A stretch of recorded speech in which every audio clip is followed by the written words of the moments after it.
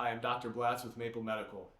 One of the things we're very excited about are the advancements in cellular therapies that are available here at Maple Medical. What we typically do in these cases is utilize a patient's own tissues to be able to help with the healing and regeneration process with any sort of damaged tissue that the patient might have. And that could be anywhere from ligament problems, tendon problems, joint arthritic problems. What we're especially excited about is utilizing a patient's own fat tissue that can be in combination with platelet-rich plasma to be able to fix tendon tears.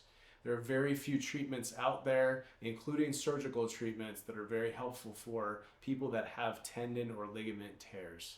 Utilizing a patient's own fat tissue allows us not to just get a very powerful cellular component in there to help with that regenerative healing process, but also provides a scaffold to hold all of those elements together to be able to fill into that gap and defect, and over time start to replace it with good tissue.